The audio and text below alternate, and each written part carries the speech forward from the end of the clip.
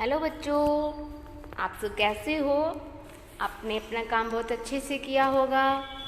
बच्चों, आगे का काम शुरू करने से पहले सबसे पहले आपने अपने जूम ऐप पर अपनी वीडियो को ऑन करके रखना है और अपनी स्कूल की यूनिफॉर्म पा कर रखनी है। ठीक है। अगर आपको कोई भी समस्या आती है, अगर आप कुछ भी पूछना चाहते हो तो आप स्कूल में आकर पूछ सकते हो। बच्चों, हमने पहले किया था पाठ नंबर 9 रमन का वात्सल्य। इसमें बच्चों बताया गया था कि हमारे देश में बहुत सारे वैज्ञानिक हुए थे, जिनमें सीवी रमन एक थे। सीवी रमन के शिष्य थे प्रोफेसर जीएस परमशिवया। परमशिवया ने इस प्रसंग में उनसे कैसे मिले, कैसे वो उनके शिष्य बने, तो इसके बारे में उन्होंने इसमें उल्लेख किया था। बच्चों, आपने ये घर पे बहुत अच्छे से पाठ को पढ़ लिया होगा।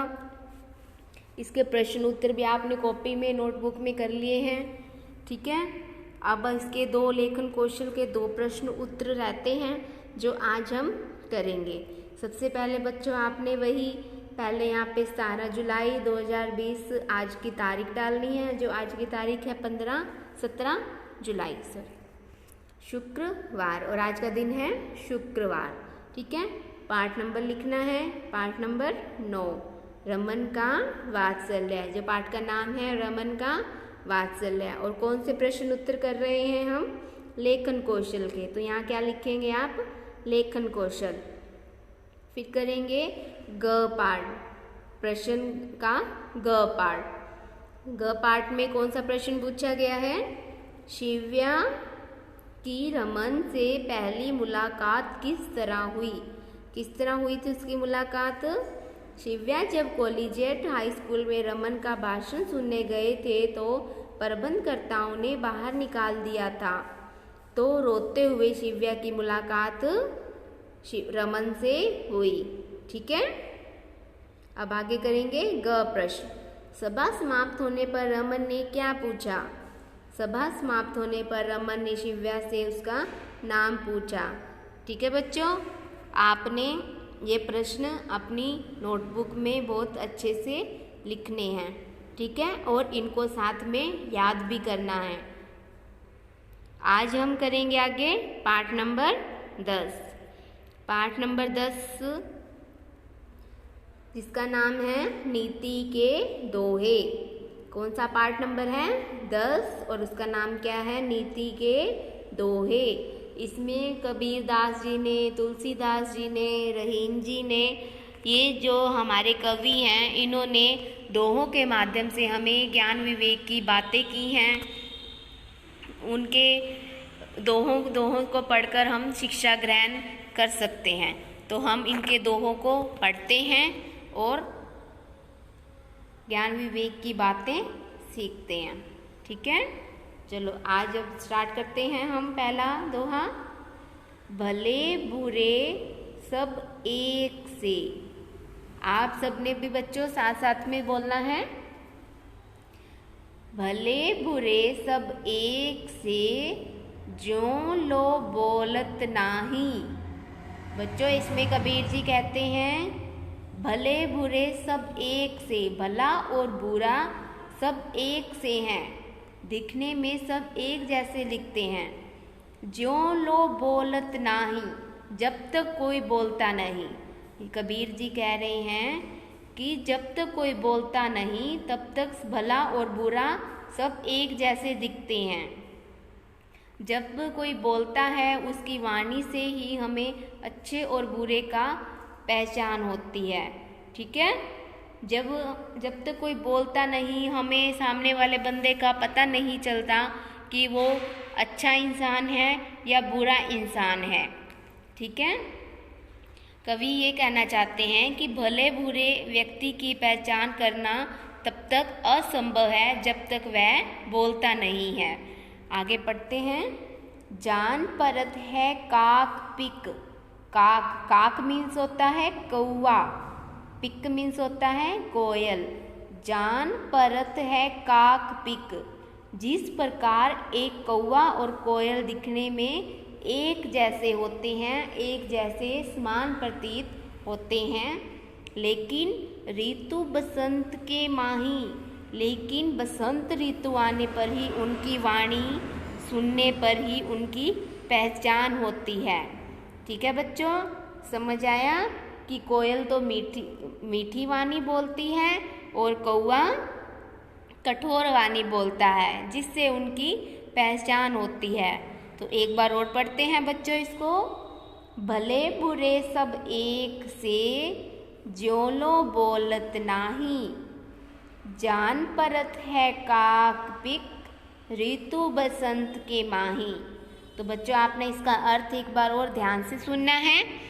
इन पंक्तियों में कवि कहना चाहता है कि भले बुरे व्यक्ति की पहचान करना तब तक असंभव है जब तक वह बोलता नहीं है। ठीक है, जिस प्रकार एक कौवा और कोयल दिखने में तो एक समान प्रतीत होते हैं, लेकिन जब बसंत ऋतु आने पर ही उनकी पहचान होती है, उनके बोलने पर ही उनकी पहचान होती है। कोयल की आवाज़ सुरीली होती है और कौवे की आवाज़ कठोर होती है, इसीलिए उनकी पहचान उनकी वाणी से होती है। भले बुरे व्यक्ति की पहचान उसके बोलने से होती है। ठीक है बच्चों, समझ आया आपको ये? अब हम करते हैं आगे अगला दोहा। रात गवाई शयन करी, शयन होता है सोकर, दिवस गवायो खाए, दिवस मीन्स यहाँ पे दिन, गवायो मीन्स गवाया, खाए मीन्स खाके। हीरा जन्म अमूल्य है, अमोल मीन्स होता है अमूल्य, कोड़ी बदले जाए। ठीक है, इसका अर्थ समझाते हैं कवि। इन पंक्तियों में कवि ज्ञान और विवेक की बातें कर रहे हैं। ये कहते हैं कि मनुष्य ने अपने अनमोल जीवन को व्यर्थ क्रियाकलापों में गवा दिया, व्यर्थ के काम करके गवा दिया है। मनुष्य ने जो उसकी जो रात है वो सोकर बिता देता है और जो दिन है वो खा पी कर गवा देता है। जिस कारण के लिए जिसको जो ये अनमोल जन्म मिला है, जिसके कारण के लिए अमूल्य जन्म मिला है, उसका व्यर्थ ही उसका समझ नहीं पाता, उसको ये व्यर्थ ही गवा देता है। रात को सो के गवा देता है और दिन को खा पी कर गवा देता है। यहाँ पर कवि ने ईश्वर से विमुख रहने की बात समझा रहे हैं। तो ठीक है बच्चों, तो इसमें हमें यही बताया है कि हमें जो हीरा जन्म अनमोल मिला है, इसको हमें व्यर्थ नहीं निभाना है। ईश्वर के लिए भी, ईश्वर को भी हमें अपने दिन में याद करना चाहिए, इसको गंवाना नहीं चाहिए। कवि ने इसमें ज्ञान और विवेक की ही बात की है। इस अमूल्य जन्म जो मिला है, इसको व्यर्थ नहीं समझना चाहिए। इसके अर्थ को, जो इस अमूल्य जन्म है, उसके अर्थ को भी मनुष्य को समझना चाहिए। ठीक है, अब हम आगे करते हैं अगला दोहा। पढ़ते हैं बच्चों इसको। जो गरीब पर हित करे, सो रहीम बड़ लोग। ये दोहा रहीम जी ने लिखा है। हित मीन्स होता है दया करना। जो लोग गरीबों पर दया करते हैं, वही लोग बड़े हैं। इसमें रहीम जी ने कहा है कि सबसे बड़े लोग वही हैं, सबसे बड़ा व्यक्ति वही है जो गरीबों और दानहीनों पर दया करता है, दया भाव रखता है। कहाँ सुदामा भापुरो, कृष्ण मिताई जोग। रहीम जी कहते हैं कि कहाँ सुदामा बापुरो, बापुरो मीन्स होता है बेचारा, कहाँ सुदामा बेचारा और कहाँ कृष्ण। मिताई मीन्स होता है मित्रता। कृष्ण ने फिर भी मित्रता निभाई। सुदामा उसका एक गरीब मित्र था, गरीब ब्राह्मण था, लेकिन श्री कृष्ण जी द्वारिका के राजा होते हुए भी उन्होंने अपने गरीब मित्र के साथ मित्रता निभाई। रहीम जी इसमें यही कहते हैं कि सबसे बड़ा व्यक्ति वही है जो गरीबों पर दया करता है। जैसे भगवान श्री कृष्ण ने अपने गरीब मित्र पर दया दिखाई थी, उससे अपनी मित्रता निभाई थी। ठीक है बच्चों, समझ आ गया आपको?